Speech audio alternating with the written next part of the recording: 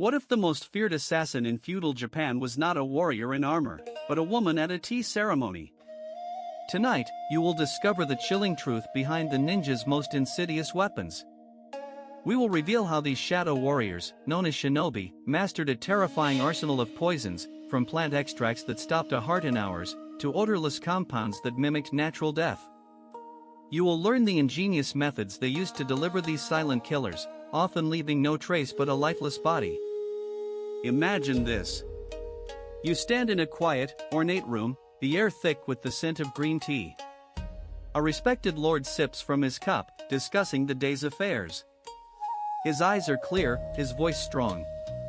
He feels no pain, no immediate threat. But within him, an invisible enemy is already at work. The tea he just drank, so carefully prepared, holds a secret more deadly than any blade. You watch as a subtle tremor passes through his hand, unnoticed by his retainers. In a few hours, he will be dead, his passing attributed to a sudden illness. No alarm, no struggle, no suspicion. Just a silent, perfectly executed kill. How did they achieve such terrifying precision? To understand the ninja's deadly craft, we must journey back to the Sengoku period, a brutal 100-year civil war from 1467 to 1615, when warlords known as daimyo, powerful feudal lords similar to medieval European dukes, fought for total control of Japan. Imagine England in the 1400s, but instead of one conflict, the entire country was at war for a century. In this era of relentless conflict and shifting loyalties, traditional samurai warriors, bound by their code of honor, bushido, were often too conspicuous for critical missions. This created the perfect environment for the shinobi, the ninja, to emerge, not as honorable warriors, but as masters of espionage, sabotage, and silent assassination. Their targets were often high-ranking officials or rival daimyo, whose elimination could turn the tide of a battle or even a war. But how do you kill a heavily guarded target in a fortified castle, without alerting anyone? A sword fight was out of the question. This is where the ninja's mastery of pharmacology, the science of poisons, became their most potent weapon. They didn't just fight, they researched, experimented, and cultivated a dark science. Their goal wasn't just to kill, but to kill invisibly, leaving behind only confusion and fear. But what kind of poisons did they use, and how did they get them past the guards?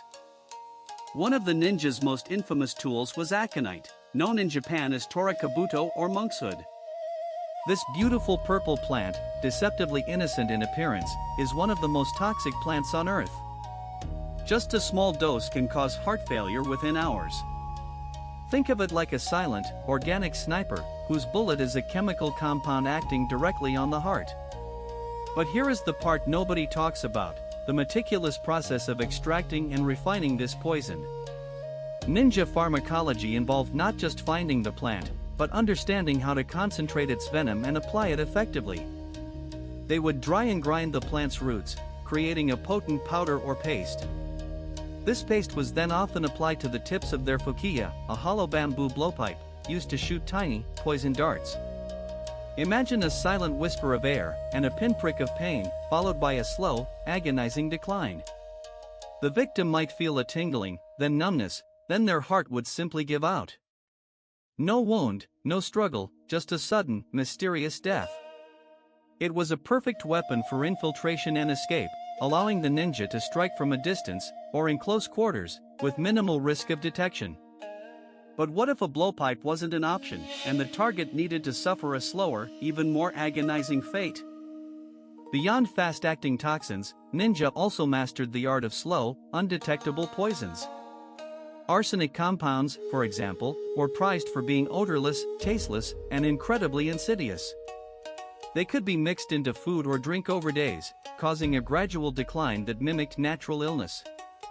This was a favored method for the kunoichi, the female ninja, who often infiltrated households as servants or courtesans. Their intimacy and access allowed them to administer these slow-acting agents without suspicion. Imagine the psychological torment of a target slowly wasting away, believing themselves to be ill, while their killer stands smiling before them. But perhaps the most terrifying poison in their arsenal was tetrodotoxin, extracted from the deadly fugu puffer fish. This neurotoxin induces paralysis so profound it can mimic death itself. A victim would appear lifeless, breathing barely perceptible, heartbeat almost still. They might even be pronounced dead and prepared for burial, only to awaken later, buried alive. This wasn't just assassination, it was psychological warfare, designed to sow terror and paranoia among the survivors. The ninja didn't just kill the body, they aimed to break the spirit. But how did they ensure their own safety when handling such deadly substances, and what if they needed to escape a sticky situation? The ninja's poison mastery extended even to defensive and escape tactics. Imagine a ninja trapped in a castle corridor, guards closing in. With a swift movement, they ignite a small packet, releasing a cloud of smoke.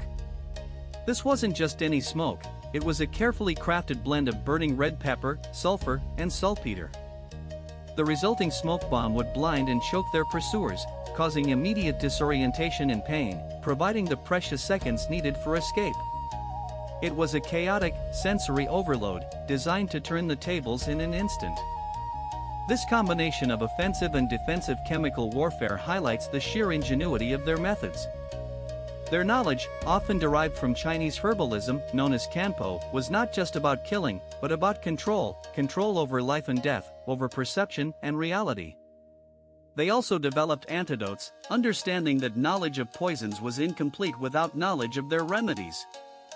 Their missions were not about brute force, but about precision, stealth, and a terrifying understanding of the human body's vulnerabilities. The target would simply cease to be a mystery to all but the unseen hand that orchestrated their demise. What remains of this deadly knowledge today? The sophisticated science of ninja pharmacology, once a closely guarded secret, was eventually documented in texts like the Bansen Shuki, a comprehensive ninja handbook compiled in 1676. This incredible work details not just combat techniques, but also the preparation and use of various poisons, sleep agents, and antidotes. It serves as a stark reminder that the ninja were far more than acrobatic warriors, they were shrewd scientists, botanists, and chemists, operating in the shadows.